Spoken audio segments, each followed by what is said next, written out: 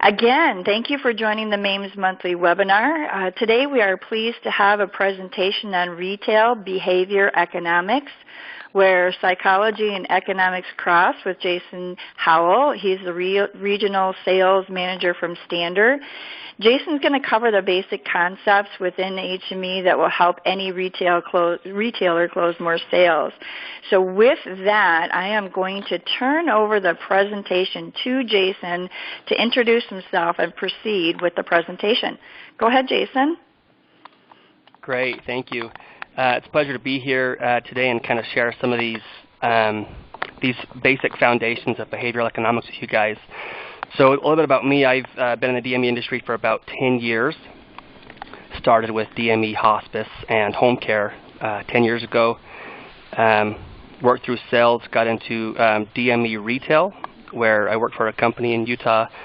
We did cash sales and insurance billing, so kind of a hybrid business model. And from there, I was able to kind of springboard over to Standard and take what I've learned at a previous employer and share that here at Standard and share that with DME retailers across the West. So it's a pleasure to be here. And the things we're going to cover today, these economic behaviors, they're things a lot of us are probably already familiar with and maybe not understand the true foundation of what's behind what's occurring in our store. But we're going to touch on just a few of these. There's roughly about 10, but we're going to touch on just a few. And we'll have a couple Q&As here on some of the slides as well. So let's make sure that's working there. All right. So the first one kind of talks about relativity. Relativity is all about value. Our brains are constantly making comparisons. When your consumers come into the store, they're constantly making comparisons. However, they're not always logical. For example, you might see a spatula for $16 at a store close by, or you might see that same spatula for $1. You just simply have to drive across town to get that spatula for $1. Now, this is a rhetorical question. How many of us would save, would make the drive to buy that same spatula for $1? Most hands probably went up. Now, how our brains compare that relativity, they're not always logical. Here we have two TVs, one for $9.86 and one for $9.71. Once again, you can buy that TV for $9.86 close by, or you can drive across town and purchase that same TV for $9.71. For the televisions at this price point, most of us might think, well, you know what? They're pretty close in price. I'm just gonna purchase the one close by. So the difference here is, although the total difference is actually only $15, when we compare the $16 to the one, that seems like a huge spread based off the total purchase price of the spatula. Where the television was a larger purchase, the price seemed relatively similar. We typically opted to stay close by and just purchase it close by, even though it's $15 difference. Kind of an interesting topic for relativity.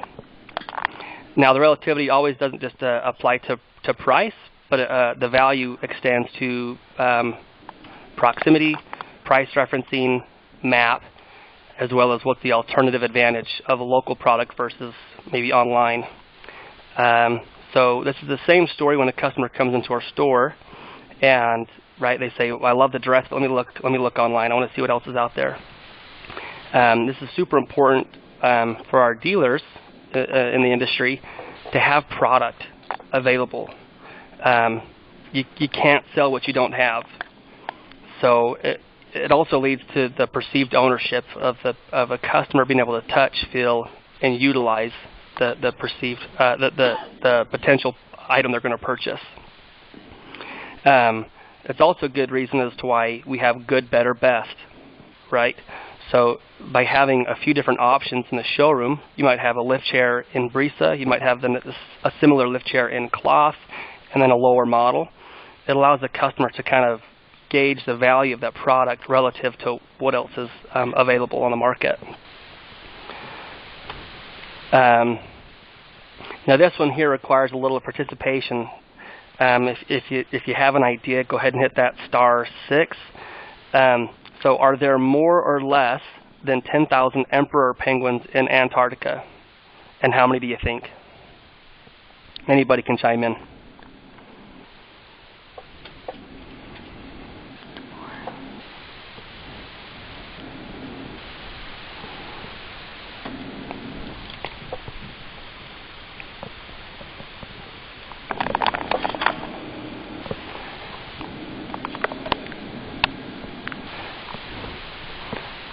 So there's actually 595,000.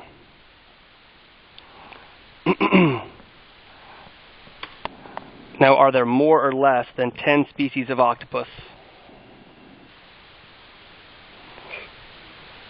Anybody have any idea?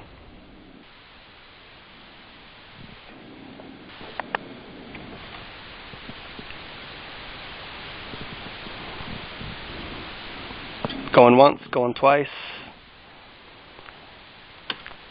So there's actually over 300 different species of octopus. So maybe each of you tried to hit unmute and wasn't able to, hopefully. But for those that weren't able to. So kind of the way I phrase the question, right, is I say, are there more or less than 10,000 emperor penguins in Antarctica? Some of you may have thought or said, oh, probably 15,000, or there's got to be 6,000, right? So I've kind of set you up and anchored you to a number of 10,000. Same with the octopus. 10 species, right? So I'm kind of based off the information you're given. An anchor point or an anchor number gives our brains a shortcut to something that we may not know a lot about. Now, for these to work, an anchor only works when entered into the mind right before the question is asked. This is called priming. So this is how we can prime the customer.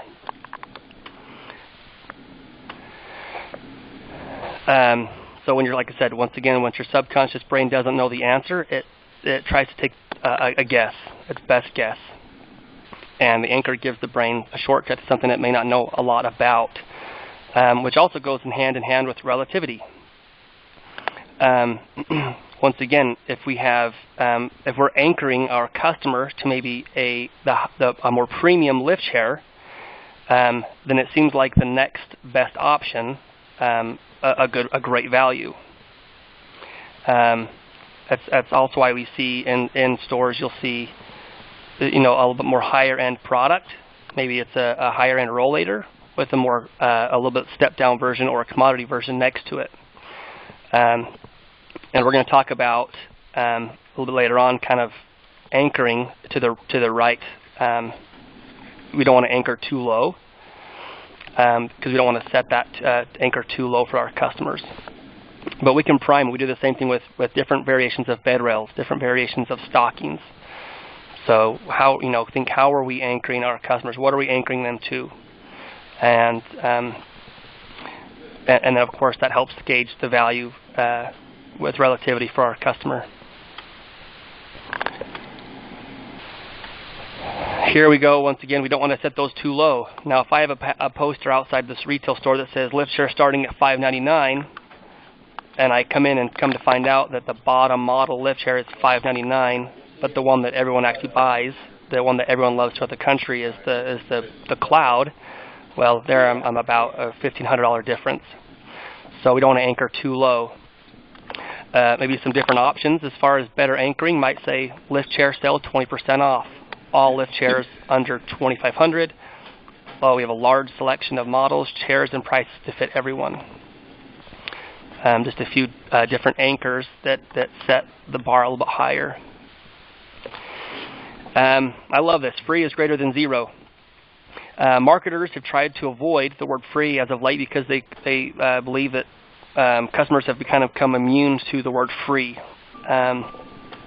However, free still holds a lot more power than zero cost. How can this concept benefit each of us in the DME industry? Here's some things that we probably can do, right? Free delivery, free scooter cover, free accessory on all mobility, free sample of incontinence, maybe a sample there, free swag, keychain, something with your logo on it. These can be used as closing tools or a quarterly promotion.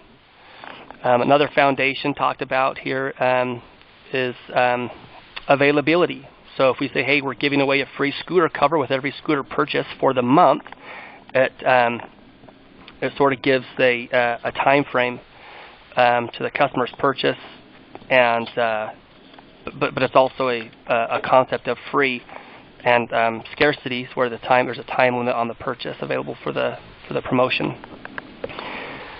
Here's something that I'm sure a lot of us are already doing, but we just simply don't list. And we should let them know that we offer free brake adjustments on rollators. That may be a service already provided, but let them know that it's a free brake adjustment. Free battery testing on mobility. Free assessment on all scooters and lift chairs.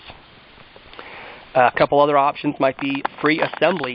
We will assemble a bed rail for you.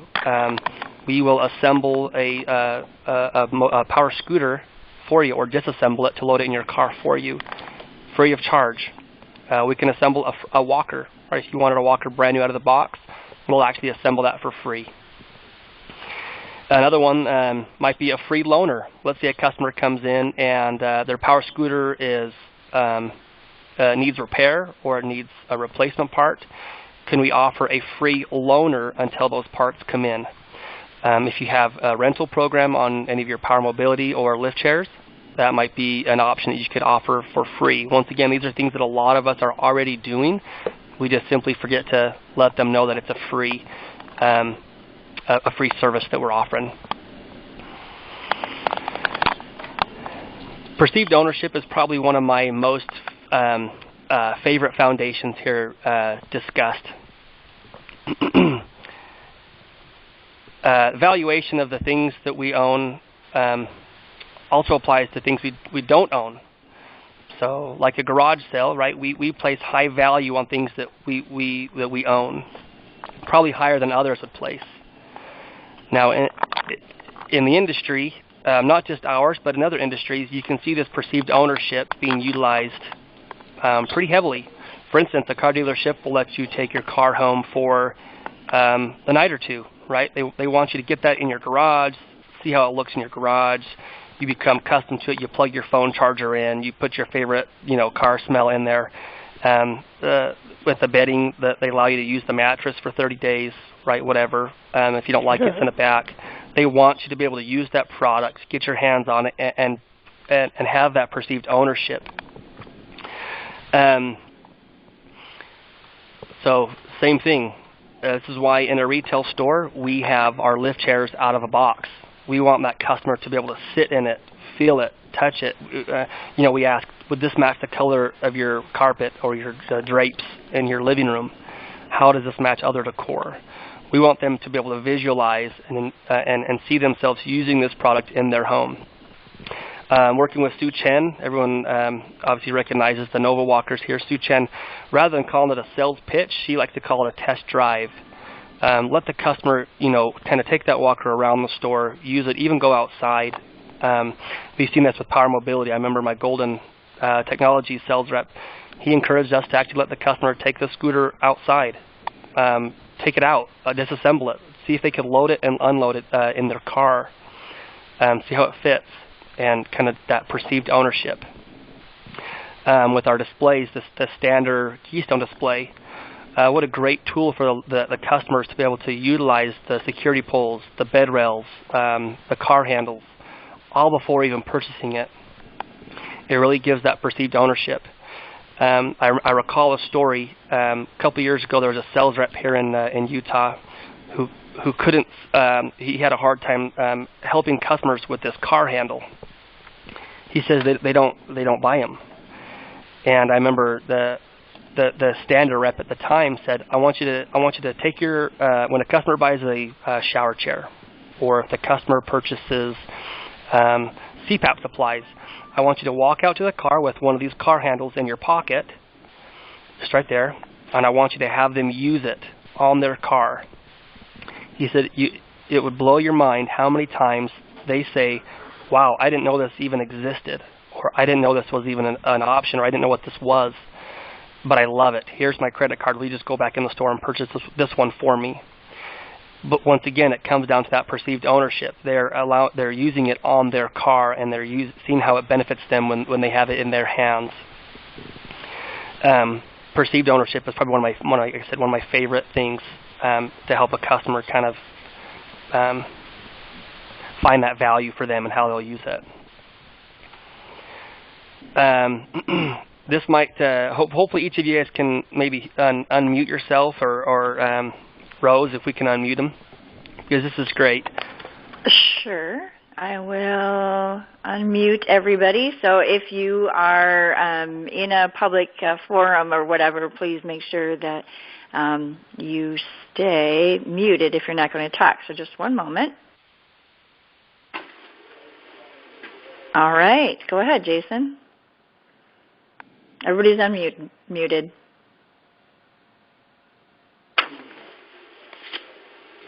All right, Jason. You still there? Oh, yes. Can you hear me? Yep. Perfect. What comes to mind when I say shark?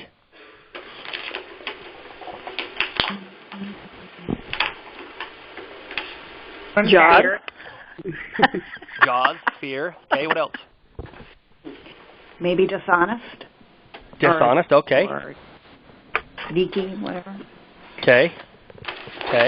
Or Shark Tank. Shark Tank, there you go. Now, how about the word cow? What comes to mind when I say the word cow? Milk. Heavy. Milk. Okay. I grew up on a dairy farm, so hate comes to mind for me. Hate. Oh, that's too funny. Lazy. So, lazy. Okay. Okay. So a lot of things very opposite to what we were kind of thinking about the shark. Now, availability. So available information in the brain may have you believe one thing about cows and sharks. However, now I've actually primed you guys. I used priming here, or anchoring. I've kind of primed you to look at this picture and think, wow, that shark looks mean, nasty, fear, right, death. Now here I'm going to show you a picture of a cow. It looks so docile and slow and delicious, and Jed hates these. But the fact of the matter is, on average, cows kill 22 people a year in the United States, while sharks kill less than one person. So, our available information might cause us to believe in something, or we disregard actual facts. But we take what we've been fed through maybe the news, Jaws, the Meg, shark horror stories, right? You don't see on the news, a cow attacking a person, but you would see a shark attack. So with availability, our brain swaps out questions at hand with questions that we would be more likely and able to answer quickly. So, right, fear, or with the shark rather than the cow, which is actually the opposite. Now, I like to think of the same thing in our industry. We're in a special industry where I don't like to come across in the retail space as a sales rep. I like to actually be more of an educator to these consumers. Now, if I were to post a picture, or if I were to ask a customer, what comes to mind when I say walker, right? Or what comes to mind when I say medical equipment, right? Most of our customers have been primed through the hospitals and through these facilities of what quote unquote medical equipment looks like, right? Your walkers, canes, crutches, wheelchairs. When the fact of the matter is there are so many more different types of solutions and products available that these customers are unaware about, and it's simply because of what they are, the information they've been given. When a customer, and this is one of the biggest things that I really tried to utilize when I was a sales rep on a retail store. Customer comes into my showroom and says, I have a prescription for a walker. Right? I could be an order taker and just simply process the order as the prescription requests, or I can do diligence and kind of help break that information availability concept and educate on what their options might be. I like to ask questions, for understanding. Ask, so what brings you in for the walker? Are you having, they might say, I'm having my hip worked on next week. I need a walker. Or they might say, I need to get a walker for my mom. She fell last week. So as I ask these questions and kind of help take that customer and hold their hand and walk down and help educate and open their eyes to what products are available, rather than just kind of having them assume they know what's available. It helps me also provide other options and solutions to what the customer might need, which is great then, because then we can educate and showcase the products that are available, the services that are available as well. But we need to, as educators in the industry, really kind of break that information availability, that concept that customers may not know what's available as far as quote-unquote medical equipment. And the cool thing with the industry is so much, especially in the cash retail, so much of it has gone away from that institutionalized looking equipment that so many consumers are only aware about. So great little concept there, availability, pertaining to information and how we can educate the customer. Obviously, priming. I primed you guys with a couple questions, such as, what do you think about when I say shark or cow, or the numbers. I primed with, more or less than 10,000 emperor penguins. Priming is very important in your store. It can be done with numbers. Like this, too low. Well, we don't want to prime too low. But priming also kind of nudges your customers in the right direction. Your default product of the suite should be a win-win. So maybe we're priming that customer to a rollator that has all of the accessories and goodies already added on it, so they see how it comes fully decked out. It nudges. You might say, for standard, you might say the Easy Adjust bed rail is their number one top selling product. So it kind of helps nudge the customer, or this lift chair is the top selling lift chair in the United States. Most customers that come into this store buy this type of compression stocking. It kind of helps prime the customer into making the purchase. Now, obviously, these aren't dishonest things that we're saying; they're actual. But it kind of helps prime that customer to what the eventual purchase might be. There are 5 senses, obviously, that we can think about. Studies have proven that the smell of lemon in a restaurant increases the sale of seafood items, or the smell of cleaning agents had more people cleaning up after themselves. Taste matters too. This is why when you leave a hotel, they might give you a nice warm chocolate chip cookie. The last thing you remember leaving the hotel is how great that warm cookie was when you left. We talked about perceived ownership with having the ability to touch the product. Once again, this comes back to having stock on your showroom floor as well, and relativity. I've always been a believer, if you can't sell what you don't have. You can't give that customer that perceived ownership if you don't have it on your showroom floor, out of the box, ready for them to utilize and hold and touch and see themselves using. The sounds in the store, right? Do we have maybe some soft music playing, or is it oddly quiet? Is the lighting poor? So the sounds, but most importantly is the sight, as that kind of relates back to when you walk in the store. How well is it lit? How is it organized? Your store is big, right? So here I'm priming the customer, and I've got 1, 2, 3, 4. I've got roughly 4 male and 3 female different types of urinals. How does our showroom look? Are we presenting that institutionalized, that perceived medical equipment to our consumer? Are we priming the customer to think that we've got tons of retail space that we're not utilizing? Are we in business? Are we going out of business?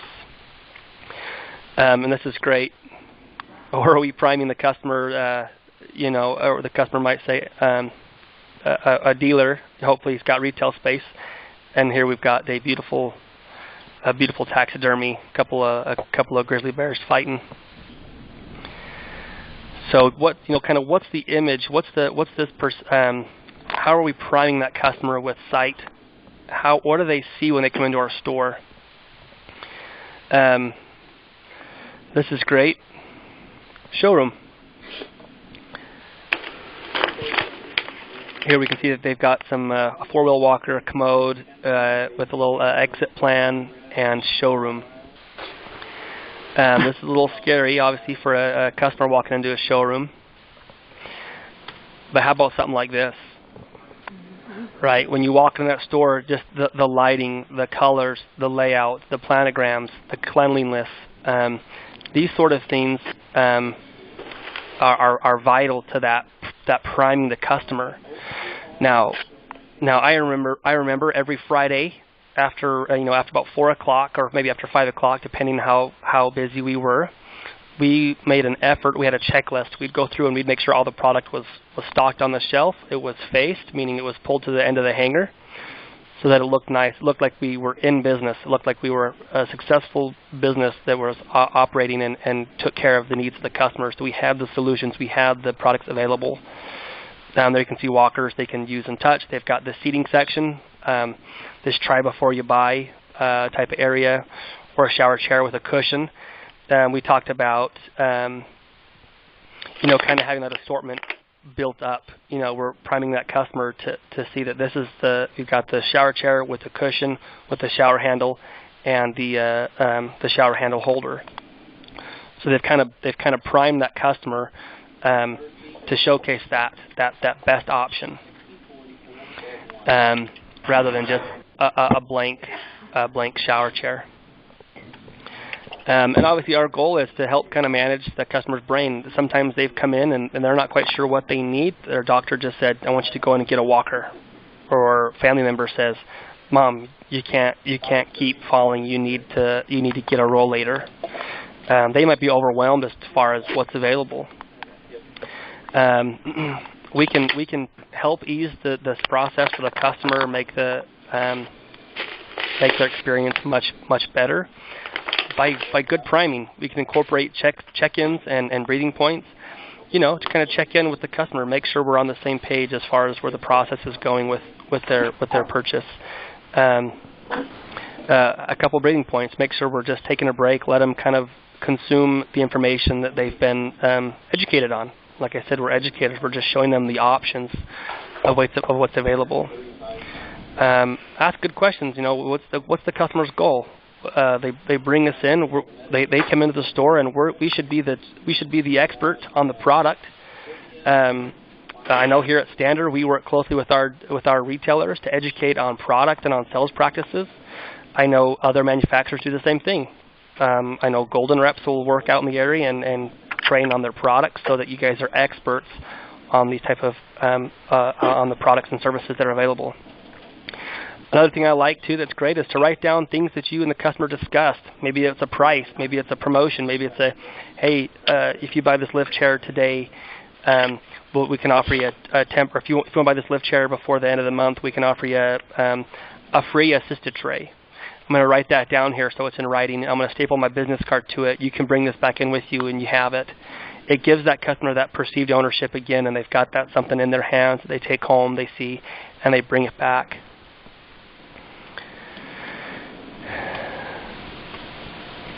Just a quick review. These are the 10 foundations that are discussed in the literature. We went over just a few of those. Value is relative. We can set good anchors. Free is greater than zero. We're already providing free services. Let's include it. Now, if we're providing a free item for a closing tool or a promotion, I love the word free as it ties into scarcity, because it's kind of used as a closing tool. And that's number 6 there. Once again, we're giving away a free cup holder for every rollator purchase this month, right? So I'm letting them know that the time is limited to this month. That perceived ownership, letting the customer utilize, touch, feel, and operate the equipment or the items which they're going to purchase or they're interested in. Make your store available. Are you on dealer locator pages for Standard and Golden and Nova?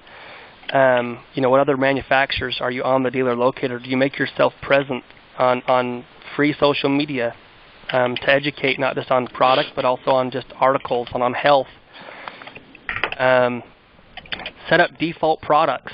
For instance, do you have a lift chair coupled with a tray table? Do we have the shower chair decked out with, all the accessories? Do we have a rollator that's got the pouch, the basket, the colored accessories? Set that default product and prime it and set that anchor high for that customer.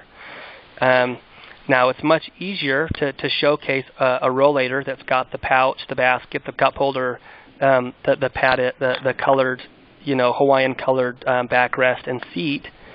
It's much easier to take those off of that default product than it is to try to add them or to upsell, because we're setting that anchor high. It's much easier to take away, especially when they see how it looks on the rollator, for instance, that perceived ownership. They take, because consumers take that as perceived ownership and don't want to have to give it up. Practice and set up good priming.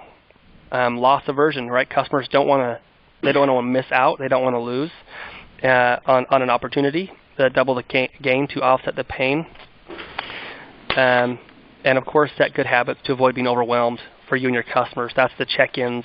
That's the write things down, ask great questions for understanding, and to kind of guide them in the right direction. Last slide here. These are just some of the resources. They're great. There are several other things that we didn't go over today, like the loss aversion, like the overwhelming. But you can look them up here, or maybe we'll even do another presentation here in a month or two or whatever, and kind of touch on a few of those as well. So, these are some of my favorites as far as how they relate to our job in the industry, to showcase a product assortment that works best for your store, but also provide solutions to your customers.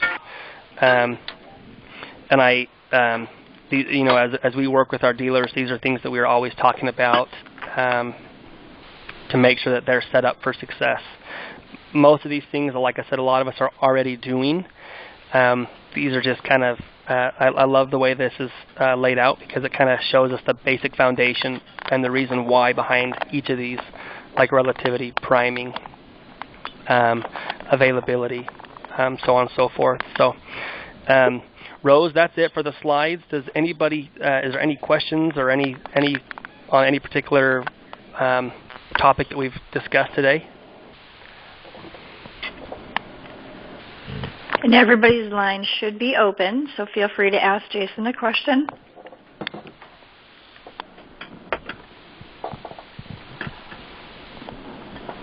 Going once.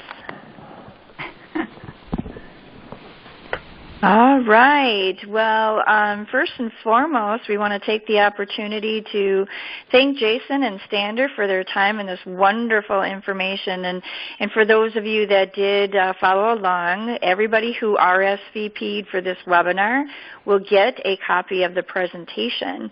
And then we would also like to remind you the recording will be posted to the MAMES website within a few days. So now that we have closed this, any last-minute questions before we adjourn? No, just thank you. That was great. Yeah. Awesome. Well, thank you, everybody. And again, thank you to Jason. And with that, the MAMES webinar, the next series will be in January, the third Wednesday of the month at 9 a.m. Central Time. So thank you all once again for participating. Have a great day. Thank you. You too. Thank you.